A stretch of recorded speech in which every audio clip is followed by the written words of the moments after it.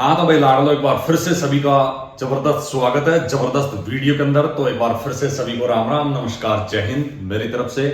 और भाई आज के वीडियो में टेरिटोरियल आर्मी को अगर आप एज ए ऑफिसर ज्वाइन करना चाहते हैं तो कौन कौन ज्वाइन कर सकता है। वैसे आपने बहुत से वीडियो इसके ऊपर देख लिए होंगे क्योंकि काफी दिन से फॉर्म ऑनलाइन हो चुके हैं और जो है 10 जून इसकी लास्ट डेट है। तो वो कोई दिक्कत वाली बात नहीं, काफी सारी वीडियो आपने देखे होंगे। लेकिन कैंडिडेट के दिमाग में बहुत ज्यादा डाउट है क्योंकि लड़कियां भी काफी कमेंट करती थी कि हम भी टेरिटोरियल आर्मी ज्वाइन कर सकते हैं, आप भी कर सकते हैं, लेकिन एज ए ऑफिसर। बाकी जो सोल्जर्स की, जवान की, अदर रैंक से जो वैकेंसी निकलती है उसमें लड़कियां ज्वाइन नहीं कर सकती, इसमें कर सकती हैं भाई।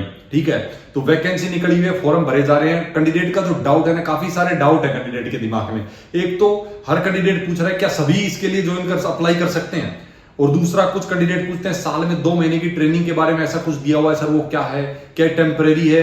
तो देखो इसमें क्या है, टेरिटोरियल आर्मी में अगर आप एज ए ऑफिसर जाते हैं तो आप टेम्परेरी भी रह सकते हैं, परमानेंट भी रह सकते हैं। पेंशन लागू है कि नहीं इसमें तो लिखा हुआ नहीं है, लेकिन पेंशन लागू भी होती है, किस हिसाब से होती है, क्या फैसिलिटी रहती है इसमें, क्या सैलरी होती है स्टार्टिंग। काफी सारे डाउट कुछ क्लियर होंगे आपके, कुछ डाउट ऐसे जो क्लियर नहीं है। तो मैं इसमें लगभग सारे डाउट आप लोगों के क्लियर कर दूंगा क्योंकि बहुत से कैंडिडेट के कमेंट आ रहे थे इसको लेके।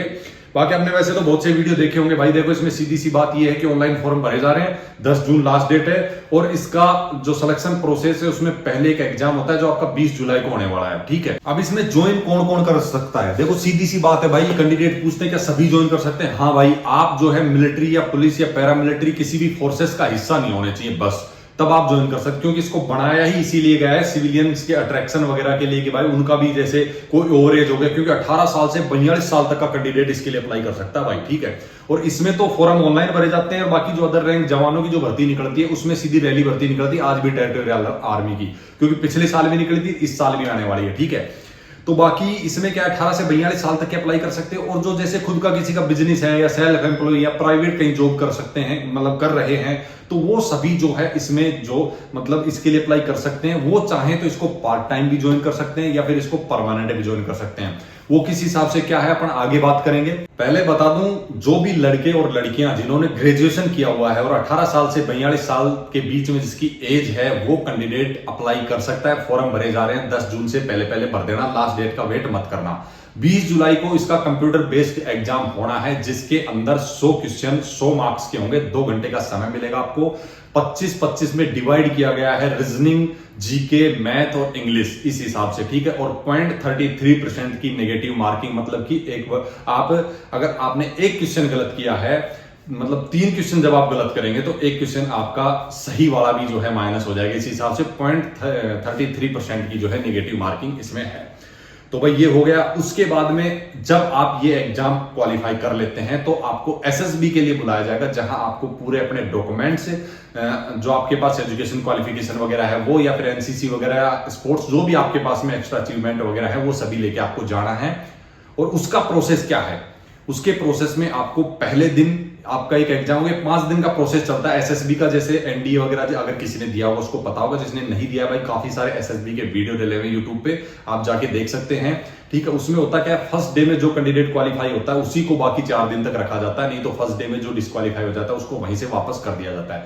बाकी 4 दिन तक जो कैंडिडेट फर्स्ट डे में क्वालिफाई होते हैं उनको 4 दिन तक रखेंगे, और उसके अंदर आपका सब कुछ लेके, माइंड से, फिजिकल से लेके हर एक चीज, सोचने समझने की सारी चीजें, आपकी क्षमता, सब कुछ चेक किया जाता है। इसके और डिटेल वीडियो आपको बहुत से यूट्यूब पे बहुत लोगों ने डाल रखे हैं, जिसको पता है बहुत बढ़िया, नहीं तो देख लेना, नहीं मैं भी कोशिश करूंगा एक सेपरेट वीडियो इसके लिए लेके आ जाऊंगा भाई।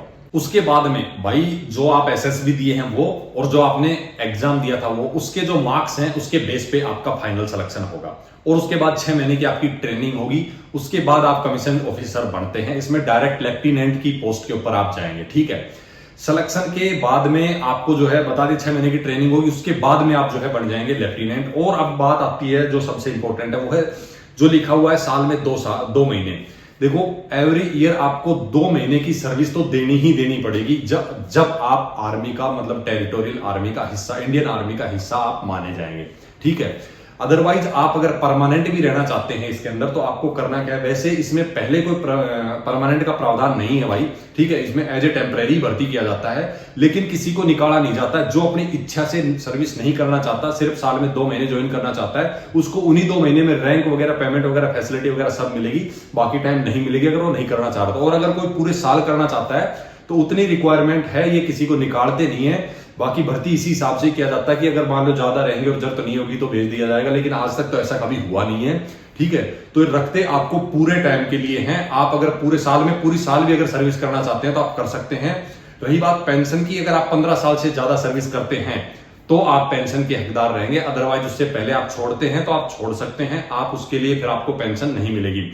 और अगर आप कंटिन्यू बना रहना चाहते हैं, हर साल में 2 महीने सर्विस देना चाहते हैं, तो वो भाई और बढ़िया। ये मैक्सिमम वो कैंडिडेट, जैसे आप देखेंगे बहुत से प्लेयर्स भी हैं, अभी रिसेंटली नीरज चोपड़ा को भी लेफ्टिनेंट कर्नल बनाया गया है, और भी काफी सारे गेम में आप धोनी को देख सकते हैं, है ना, धोनी को भी टेरिटोरियल आर्मी में रखा गया है।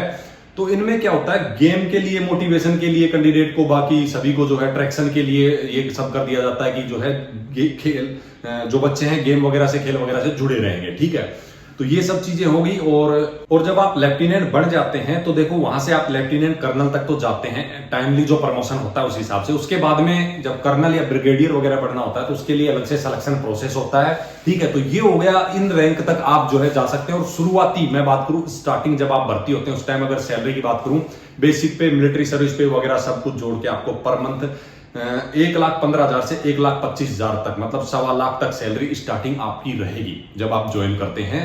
तो शुरुआती में आपको बता रहा हूं। ठीक है, बाकी अगर आप परमानेंट जैसे इसमें जॉब करना चाहते हैं और परमानेंट आप साल में जैसे पूरी साल आप सर्विस देना चाहते हैं, सिर्फ जितनी छुट्टियां बनती है एक साल में उतनी ही छुट्टियां लेते हैं, तो आपको छुट्टी की भी सैलरी बनती है।